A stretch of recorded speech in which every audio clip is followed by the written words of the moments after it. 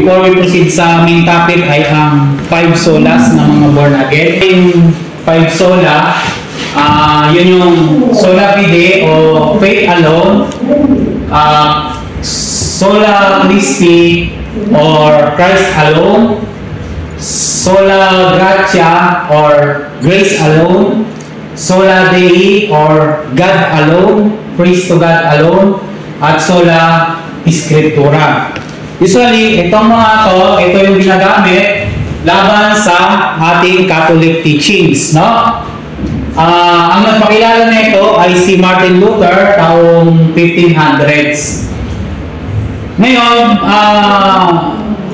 yung solas ba makikita sa Bible? Wala pong makikitang alone sa Bible dahil ito ay magkakakonektado. Magkakakonektado po siya na may kinalaman sa salvation. Magkakakonektado po siya kaya hindi siya pwedeng paghiwalayin. Na kung tutusin, itong malinaw na ito ay sabihin na natin, panloloko ng mga pastor sa ating mga Katoliko. Bakit panloloko? Kasi ilan alone yan? 5. Hindi na alone yan. Kasi pag alone niya, pag sabi yung alone, dapat isa lang. Meron ka ng sola fide, sola Christi, tapos sola gratia. Tapos may sola Dei, sola Scriptura. Hindi na siya alone, di ba? So doon pa lang, maluloko na. Ngayon, tatlo sa mga ito, bibigyan muna natin ng pansin. Kasi, ang sola Christi ay konektado siya sa sola Dei at sola gratia. At ang sola fide, konektado din siya kay sa gratia at sa Diyos, no? So, yung Scriptura, ang sola Scriptura, ibig sabihin, Bible alone.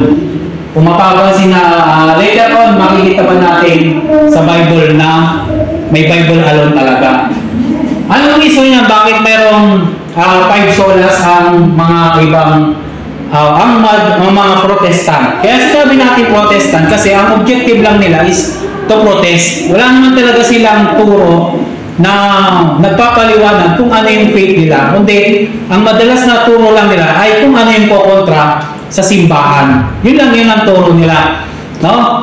Unlike sa atin, pag binasa mo yung CCC, hindi mo makikita dyan, o Catechism of the Catholic Church, hindi mo makikita dyan na maninira o tutukoy ng isang religion para lang kontra yung turo niya. Hindi. Andun yung kung paano ligang tao, anong paniniwala kay Kristo, yun lang yun.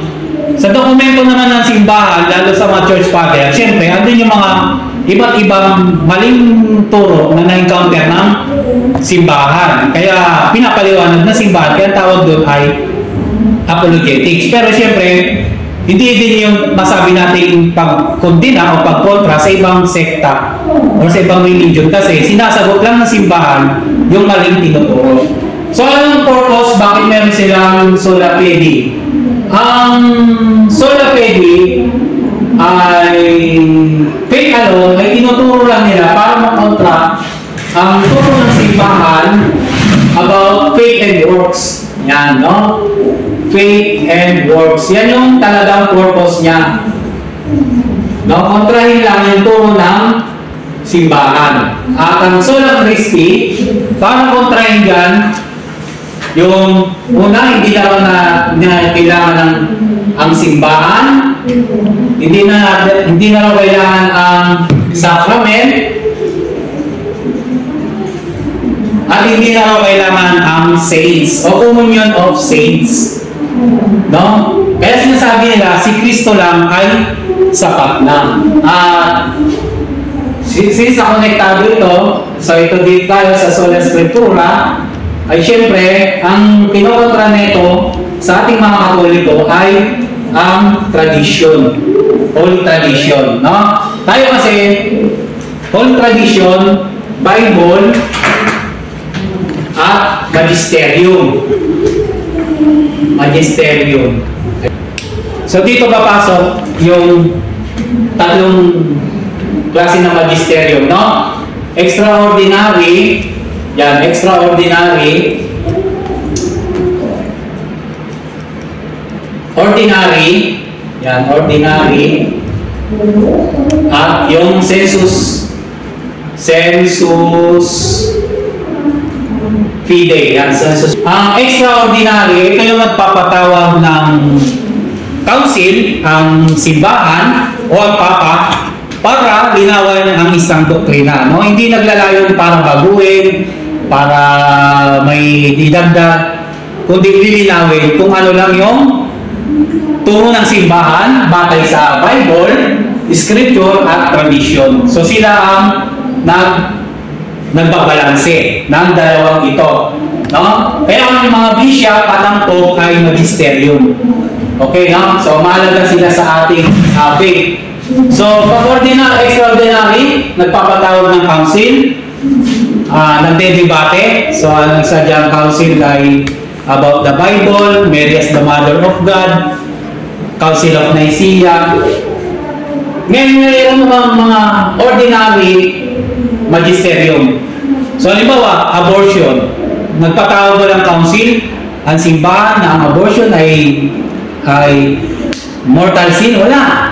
Automatic na yung umiral na yun sa simbahan. So, ordinary na yun. At itong census fide, ito ay kasama tayo dito na meron tayo nito. No, minsan, may mga extinct na alam mong mali. No? Hindi ka makumbinsin. Parang mali ito parang hindi ito yung turo ng simbahan. May mga ganun, no? So, ngayon diba yung faith alone, no?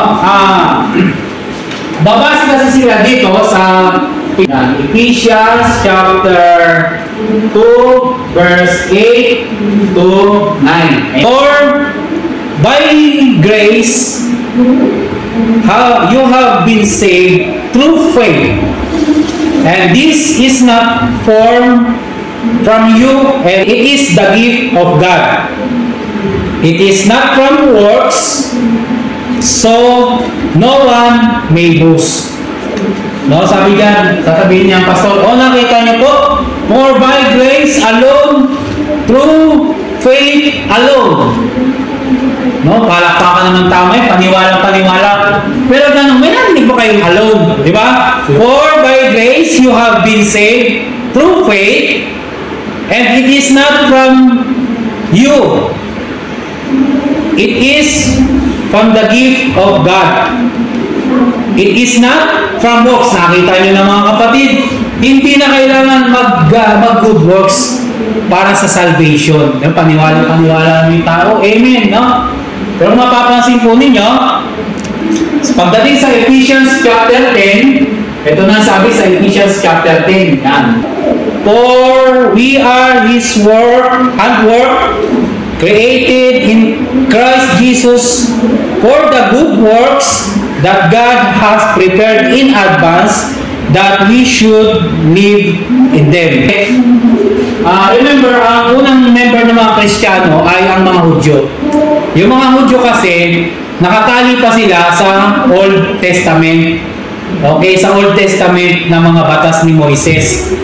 No? Kaya, yun yung dahil na nagiging boss ng, yung sabi yung nagiging mataas. Kasi, sasabihin niya, kailangan kasunod kami sa kalooban ng Diyos na kami tuli, kayo hindi. Kami hindi kami kumakain ng kinakain ninyo. Kayo marurumi kayo kasi kumakain kayo ng kung ano-ano. Ganun yung pagdating ng New Testament, yung mga yun, wala nang kinalaman iyon sa pananampalataya. So, yun ang sinasabi ni San Pablo na hindi kayo iligtas ng mga gawa mo. Pero, hindi na sinasabi ka ni San Pablo na hindi na kailangan ng mabuting gawa. Kasi, ang tinuturo ng simbahan ay meron tayong dalawang grace. No? Yung sanctifying grace, tapos yung actual grace. Yung sanctifying grace ay, ito yung mga nakukuha natin nung tayo bininyagan. Nung tayo bininyagan, nililigtas na tayo ni Jesus Christ. No? At every time na may nagsisimba tayo, kung natanggap tayo ng sakramento, yun yung meron tayong grasya, meron tayong sanctifying grace. Ano yung actual grace? Ito yung tugon natin doon sa grasya ng Diyos. Actual grace, Philippians chapter 2 verse 13. Sige nga po, brother. 2:13. Sapagkat Diyos ang gumagawa sa iyo, Yun. maging sa pagnanasa at sa paggawa ayon sa kanyang mabuting kalooban. Sa English, because God is always at work in you to make you willing and able to obey His own purpose. So, ito po yung tinatawag nating actual grace. Meron, ayan, 2 Corinthians chapter 12, verse 9. Sige po. At siya'y nagsabi sa akin, ang aking biyaya ay sapat na sa iyo, sapagkat ang aking kapangyarihan ay naging sakdal sa kahinaan. Kaya't pagkus, akong magmamatuwid na may malaking galak sa aking kahinaan, upang manahan nawa sa akin ang kapangyarihan ni Kristo. Right, 12. Sa English, ito naman yung sabi sa, but his answer, my grace is all you need, for my power is greatest when you are weak. I am most happy then to be proud of my weakness in order to feel the protection of Christ's power over me. So, yun po yung actual grace, no? Yung tumutugon ka sa biyaya ng Panginoon, pero yung biyaya na yun ay hindi galing sa iyo, kaya nakakagawa ka ng mabuti. So, halimbawa niyan, iisa-isayin pa ba natin? Di ba, yung pagpapakain sa mga mahirap, no? Matthew chapter 25, no? Malinaw na charity 'yon. Good works. Kasi sabi ng Panginoon, hubad ako, binigyan mo ako ng damit. Pag gutom ako, binigyan mo ako ng pagkain. Nakakulong ako, dinalaw mo ako. So, acts of charity 'yon.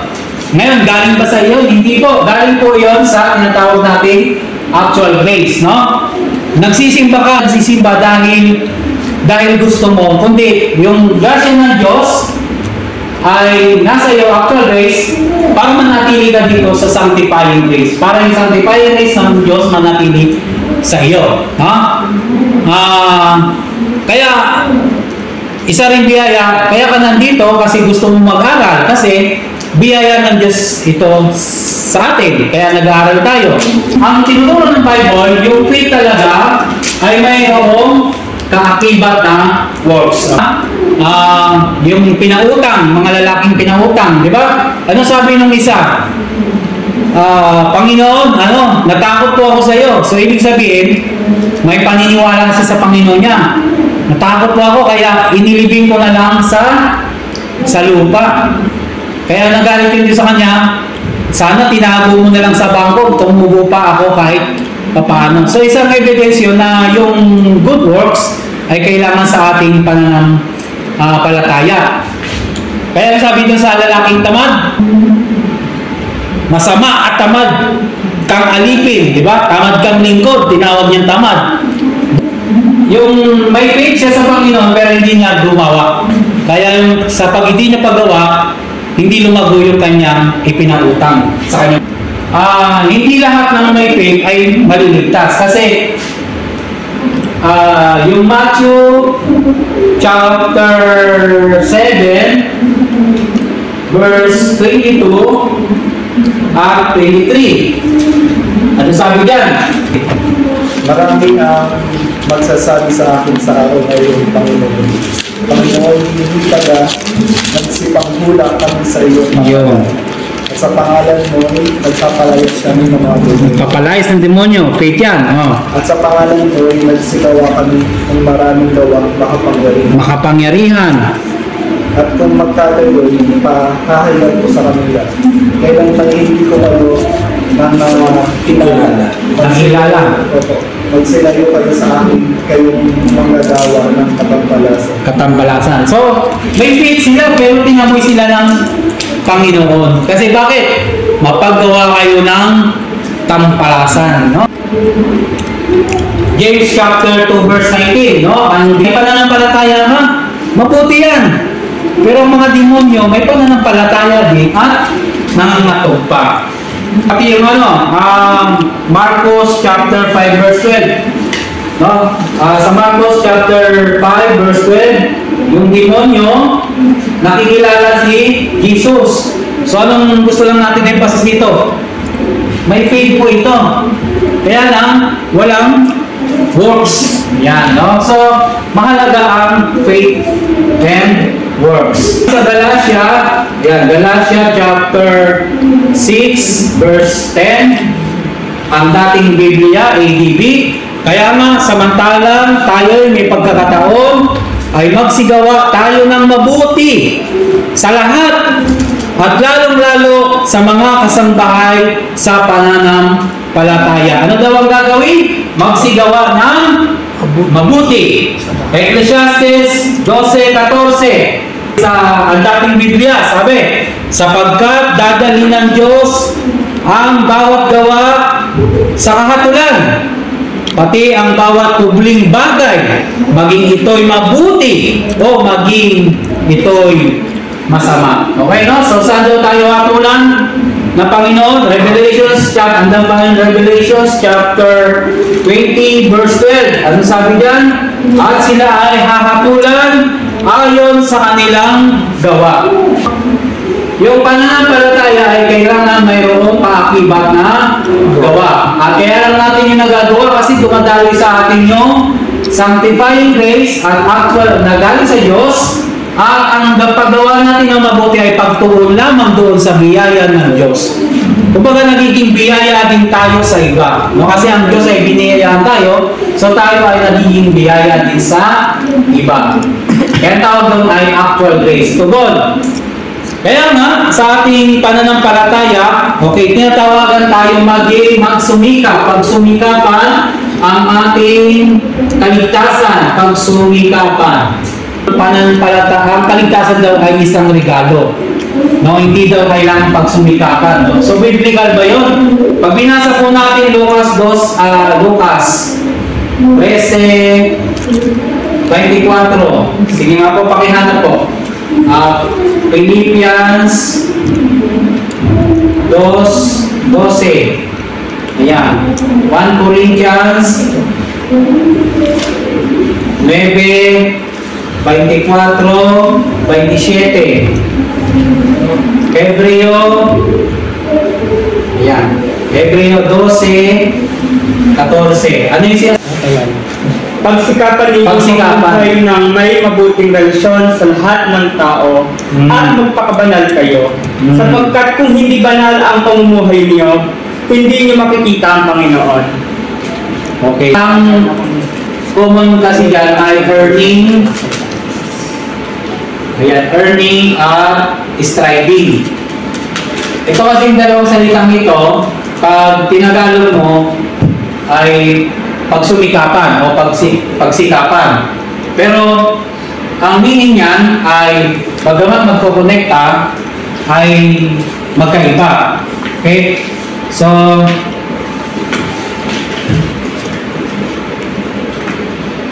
tayo, hindi tayo naniniwala na ang ano bang ibig sabihin ng earning?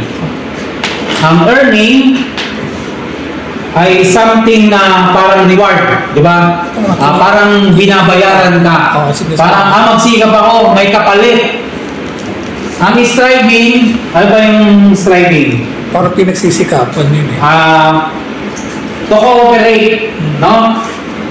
Nagsisikap kang makatugon doon sa magawa ng effort. Gumagawa ng effort. So magkaiba ang earning. Hindi tayo sa malinaw ang turo ng simbahan, hindi tayo naniniwala ng salvation ay earning, pero pinagsisikapan. No? Sabi nga, we do not earn salvation but we call to strive. Meaning, to cooperate with God's grace, pursue holiness, and remain faithful. So, more verses pa about faith and works. Halimbawa, sa Genesis chapter 6 verse 15, may pananampalataya si Noah. Anong ginawa ni Noah? Inutos siyang gumawa siya ng arko. Kung tutusin, pwede sabihin niya, Lord, may paniniwala naman ako sa iyo, ba't pa ako gagawa? Pero hindi, no? Sumasampalataya siya, gumawa siya ng barko. Genesis chapter 22. may pananampalataya si Abraham sa Diyos, pero nung inutos na i-offer niya si Isaac, in-offer niya si Isaac bilang pagsunod lang, no? Bagamat tinitesting siya. So faith and works yun, no? May pananampalataya at pagtugon sa pananampalataya. Si Moises, no? Si Moises pinalaya sa Israel, sumampalataya sa Diyos, bumalik sa Israel para iligtas ang Israel. Kung totoo, pwede nila sabihin, Lord, tama na yung may faith lang ako sa iyo, ba? Ba't ko pa gagawin yan, Lord? Di na kailangan ng faith, ng works. Actually, ang isa pang masabi natin, no? Sorry kung ganito yung words, panluloko. Kaya panluloko yan, unang-una, kahit ang mga ibang paniniwala, mayroong good works. Alam mo bakit? Inuobliga nila mag-offering eh. Yung offering, fruit yun ang good works mo eh. Oo, di ba? Inuobliga pa nga ng tithes eh. 10%. Na every week, tayo, minamasama yung offering natin sa baptism, etc. Ayan ko, libre na ngayon. Malilibre na yung confirmation. Wala nang bayad yan, ha? So, minamasama nila yun. Pero samantalang sila, yung merong tithes every week. Or kung wala mo silang tithes, obligado ang yung pag-aalay. Di ba? May alay sa ganun, alay sa ganyan, alay sa ganere. Commitment, ganyan. Okay, no? No, kaya ni brother, no? Magkano yung inobliga sa inyo noon? Mga handugan nyo? Depende. Pagka alam nila maganda yung kita mo, bibigyan ka nila ng mataas na commitment. O, di ba? Sa akin, kahit anong kita mo, basta alay mo lang, sabi niya, 500, tapos na yan, di ba? Pag nagpa-check up ka sa doktor, iinom ka ng gamot. Tama, mali. Tama. Pag sinabi ng doktor, operahan kita. Di ba? Doon pa lang, pwede mo i-challenge ang born again. Kung may fail kayo, hindi mo kayo pa-check up. Tama, di ba? Lord, gagaling ako. Tapos na. Pero hindi ganun ang turo ng simbahan. No? Lord, pagalingin mo ako. Pero iinom ka ng medicine mo. In fact, kahit ang mga doktor naniniwala sa faith at works. No? Sabi ng doktor, opera ka namin, magdasal ka na lang na maging matagumpay tayo. Ganun mga doktor no? O kaya sasabihin sa'yo, ginawa na namin ang lahat, umasa na lang tayo na may milagro. So, connected ito, no? Yung grasya, faith, and works.